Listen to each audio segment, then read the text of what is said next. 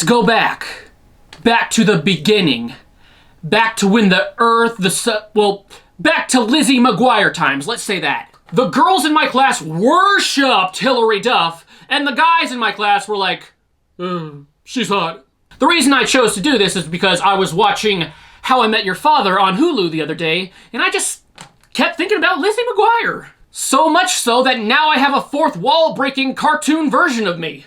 This YouTube thing is totally up my alley. He's pretty cool. Then I got the idea to go dig up the Lizzie McGuire Game Boy Advance games. But I couldn't find them, probably because I didn't own them. But I was able to get all 3 of them on eBay for about $10. Thank you, Michael Martinez. Shout out. Pretty good price for 3 games. That's right, the Lizzie McGuire trilogy. Wow. Well deserved, Lizzie. When it comes to video game trilogies, Nintendo was where it's at. Donkey Kong Country, Metroid Prime, and Lizzie McGuire. That right there might very well be the trilogy of trilogies. And I've got a strong feeling that I'm holding The Empire Strikes Back in my hand. Now I'm even more convinced. Alright, game 1. Lizzie McGuire on the go. Which in my opinion is the best way to experience Lizzie McGuire. The main game is called When Cheerleaders Attack. Sounds like a B-movie. Not that kind of B-movie. It's got you walking around the mall collecting stuff. Like here I'm collecting CDs. Sometimes pizza, sometimes broken lightsabers. Just collect until there's nothing left to collect, and that's all. Your main enemies are, of course, the cheerleaders, who look nothing like the cheerleaders from the show. Lizzie can stun these stuck-up strumpets by shooting them with the Ultra Lizzie Blaster, just like on the show. Obviously, you missed a few episodes. Then there's these things. I don't know what they are. Are they armadillos that are stuck in ball mode? Some of them float. Some of them fall from the ceiling. Some of them don't even die when you jump on them. And they're all hard to see, and I end up taking hits. Aren't armadillos like the second slowest animal on land? Obviously these aren't armadillos, but just what the fuck are they? Once you beat a certain amount of levels, you unlock another crappy game to play against the computer, like Connect 4, or whatever this is. So it's not worth beating anyways. Then there's Fun with Friends, which has stuff like Lizzie's Charades, which is not charades because Lizzie gives you oral hints. And Operator, which is just telephone. You're supposed to get together with friends to play it.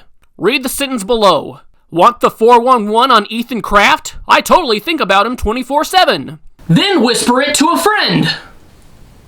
Want the 411 on Ethan Kraft? I totally think about him 24/7. Not really, it's just part of this game. Alright, now you go tell the next person.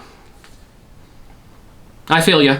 If my parents got $1 for every time they humiliated me, they'd be richer than J.K. Rowling.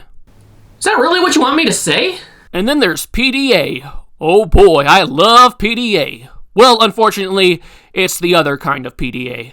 Did they really expect little girls to use this as a PDA? Oh, am I busy on Tuesday? I don't know. Let me check by booting up Lizzie McGuire on the go. This might take a while. Now let's try Lizzie McGuire 2, Lizzie Diaries. Well, this one's set up a lot better than the last one. There's no lives. When you run out of health, they set you back a little bit. Yeah, there's no visible checkpoints either. When Lizzie dies, she cries a puddle and drowns in it. Sounds like a country song. Since you left me, I've been drowning in a puddle of my tears. Didn't say it'd be a good country song. Surprisingly, there's more to this game than just these bland make it to the end of the stage levels. Like here we play badminton against one of the cheerleaders. Well, who's gonna cheer for her? I hate this. I don't know what counts as a score and what counts as a do-over. Alright, 1 point for Lizzie. How? That was a score! I'm gonna pull a total Serena Williams right here. Boom! F*** you, game. F*** you, you're against me. You're against me, and I hate you, you game, you plastic shit. Here, we've got a stage where you have a food fight in the cafeteria. It plays kind of like a beat-em-up, and most of the time the enemies will just attack themselves. Lizzie just stands there and looks pretty, and she does a great job at doing that, let me tell you. Then you fight the lunch lady. Yeah, when Lizzie does it, it's fine, but when I do it, I don't want to talk about it. You know, all the posters in the school have pictures of Lizzie on them. Lizzie's more popular in this game than she ever was in the show. Which makes sense, because I haven't seen a single character from the show in this game other than Lizzie. Where's Ethan Kraft, huh? Where's that dreamsicle I think about 24/7? Not really, though. You know, playing this part where Lizzie's running from the cheerleaders, I want to joke about cheerleaders chasing me back when I was in school, but in addition to that being probably not true, it's just far too easy. What else we got? Water skiing, one of these stupid rhythm games, serve salad to ugly guys, dress Lizzie up like a hooker, and don't tell me that's not what a hooker dresses like. And this game where you have to collect stuff from the mall, but you can only hold 3 things at a time. This, I actually had fun playing it. Really bend your brain because you don't know which stores are going to be blocked off. It would actually be a good standalone puzzle game. And in the last game, you drive around on a moped. Middle schooler coming through! And then the game ends just like that. There are no cutscenes in the game, but sometimes they at least have sentences to tell you what's going down, but not here. For all we know, Lizzie never got off that moped. They say on Thursday nights, you can still hear her. So we've got one game here that's even worse than I imagined, and another one that I actually had some positive things to say about. Perhaps we'll end on an even higher note with Lizzie McGuire 3, Homecoming Havoc. Homecoming? They don't have homecoming in middle school. Middle school's just 3 years preparing you for high school and hanging out with friends. Nobody learned anything in middle school except for maybe a little algebra. Or in my case, no algebra at all. And I turned out perfectly fine. Do we want super great, the coolest, or so awesome? Well, which one do I pick? I'm all 3 of them! So the head cheerleader says she's gonna be homecoming queen, and Lizzie's gonna challenge her. So if I had to guess, I'd say maybe this is a fashion game where you get to dress Lizzie up in different dresses and makeup, make her look like a queen. Or maybe it's a platforming game and you have to control Lizzie as she makes her way to the stage. I would never guess that it was a collection of micro games. It's just a WarioWare clone, except that the protagonist has a little less nightmare fuel. Despite the game's plot, I don't know what any of these games have to do with homecoming. I mean, putting on lipstick and fixing your hair, I guess that could help, but I mean, here's a game where you control a cherry and dodge the straw. He's a cherry! He's a little cherry!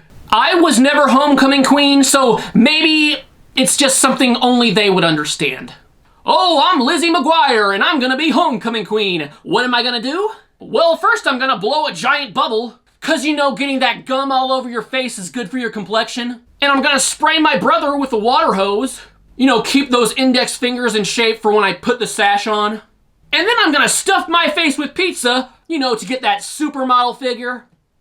I mean, with all this randomness, why not just drop the homecoming theme and call this, I don't know, Lizzie McGuire Total Party? Although, I think that was the name of the soundtrack.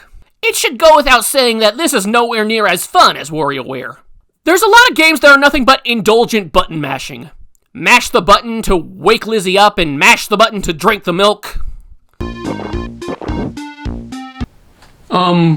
Waiter? There's a guy in my milk. Is that gonna cost me extra? If you lose 3 games, you lose the round. When you complete the rounds, you get tokens. The tokens are used to buy cards. And what do these cards do? You can play them after you've lost a game, and you get to keep going with all your lives. Okay, so first of all, this game lets you cheat. But second, what's the point? If I lose the round, I can try again, it's no big deal. You also don't know how many games you'll play in a round, so you very well might be wasting these cards when you play them. So, don't play them. And while you're at it, don't play these games. Or do. Aside from the first one, they're not completely terrible. I mean, if someone was to hold a gun up to your head and say, play these games, well, then you've come across a criminal that needs to get their priorities straight. But you can cross that bridge once you get there. And you never will. Anyways, let's have Cartoon Bruce wrap this episode up for us. Go! Only a complete loser wouldn't subscribe after this video. I couldn't have said it better myself. Well, actually, I could because, you know, it's still me. Subscribe.